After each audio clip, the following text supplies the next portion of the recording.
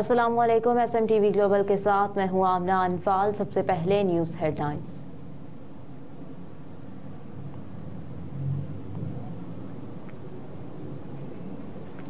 अदालत से गिरफ्तार होने वाले PTI रहनुमा ख्याल कास्रो घर पहुंच गए। एक वीडियो बयान में ख्याल कास्रो ने कहा कि जमानत हासिल करके अदालत से बाहर निकला तो नामालूम अफराद ले गए।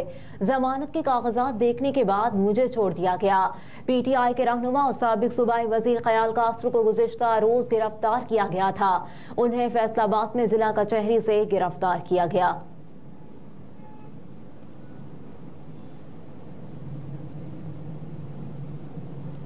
इश्तियाल अंगेज गुफ्तगू का केस मरियम औरंगजेब समेत दीगर की बरियत की दरखास्तों पर फैसला महफूज कर लिया गया।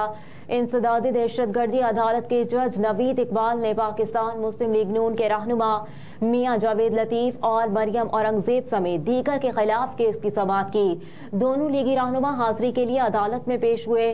दौरान समाअत मुल्जिमान के वकील ने मौक़िफ़ अपनाया कि मुकदमा 5 रोज की ताख़ीर से दर्ज किया गया।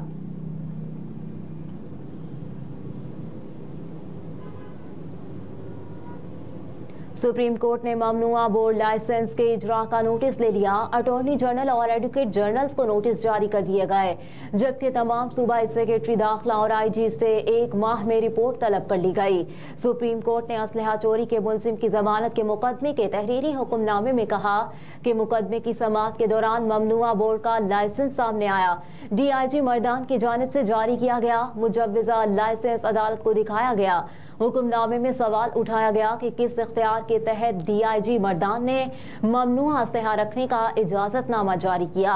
क्या इस तरह ममनुआ बोर्ड को लाइसेंस जारी किया जा सकता है?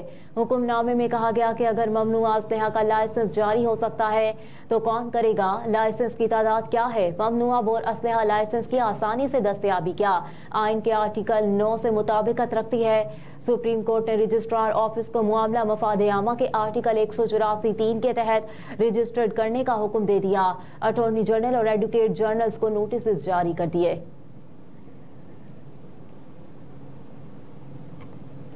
बानी PTI शाह महमूद कुरैशी शेख रशीद की दरखास्त जमानत पर समाअत बगैर कार्रवाई के मुलतवी।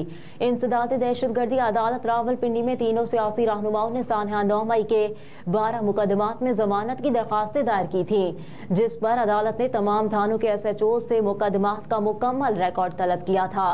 फाजिल जज मलिक एजाज आसिफ के रुखसत पर होने के बाद समाअत बगैर किसी कार्रवाई के 24 जनवरी तक मुलतवी कर दी गई।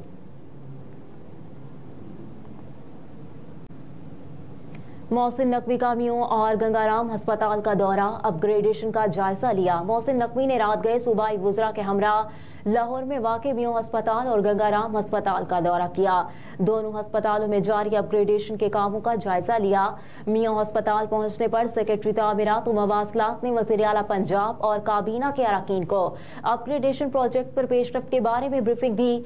ब्रीफिंग के दौरान बताया गया कि अस्पताल का state of the art emergency block तकमील के करीब है।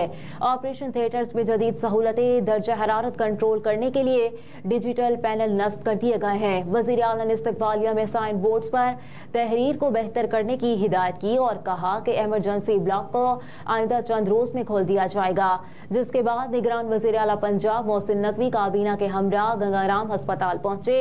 वहां जारी अपग्रेडेशन के कामों का तफसीली जायजा लिया। आम इंतखाबात पोस्टल बैलेट पेपर्स की फराहमी का अमल शुरू हो गया। पोस्टल बैलेट पेपर से अहले अफराद 22 जनवरी तक अपना वोट कास्ट करने का अमल मुकम्मल करेंगे।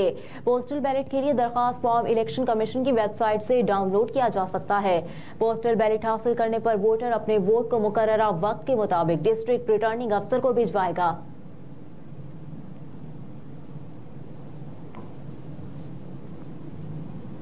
मुत्तहिदा कौमी मूवमेंट पाकिस्तान के कन्वीनर डॉक्टर खालिद मकबूल सिद्दीकी ने कहा कि पाकिस्तान जमहूरियत के रास्ते पर है और अपने हुक्मरान और नुमाइंदों को चुनने का मौका मिल रहा है। कराची में प्रेस कॉन्फ्रेंस करते हुए डॉक्टर खालिद मकबूल सिद्दीकी ने कहा कि कराची और सिंध के शहरी इलाके 75 साल से पाकिस्तान की सलामती के लिए कुर्बानी देते रहे और देते रहेंगे। हम समझते हैं सिंध के शहरी इलाकों की आवाम का हक है जो मैंडेट वो दें उसका नतीजा वही सामने आए। 2018 इंतखाबात की क्रेडिबिलिटी सबके सामने है।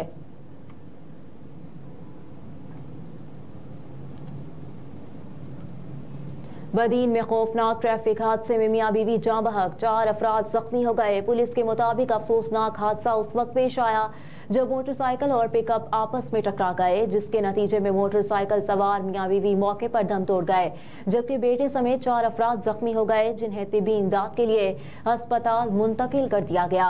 अस्पताल ज़राए के मुताबिक मोटरसाइकिल सवार शख्स की शनाख्त मियां उर्स मल्लाह और बीवी मरियम के नाम से हुई, जबकि बेटे जावेद की हालत तशवीशनाक है, जिसको हैदराबाद मुंतकिल किया जा रहा है। शुएब मलिक ने अदाकारा सना जावेद से दूसरी शादी कर ली। शुएब मलिक और सना जावेद ने अपने सोशल मीडिया अकाउंट्स पर शादी की तस्वीर भी शेयर की। खानदानी ज़राए के मुताबिक सना और शुएब की शादी की तकरीब कराची में हुई, जिसमें दोस्तों और करीबी रिश्तेदारों ने शिरकत की। शादी कुछ रोज कबल हुई।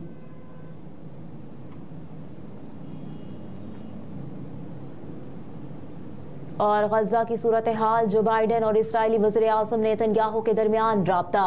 व्हाइट हाउस के मुताबिक जो बाइडेन और नेतन्याहू के दरमियान राब्ते में गजा की सूरत हाल पर तबादला ख्याल किया गया। अमरीका दबाव के बावजूद इसराइल को सिफारती और जंगी इमदाद फराहम कर रहा है।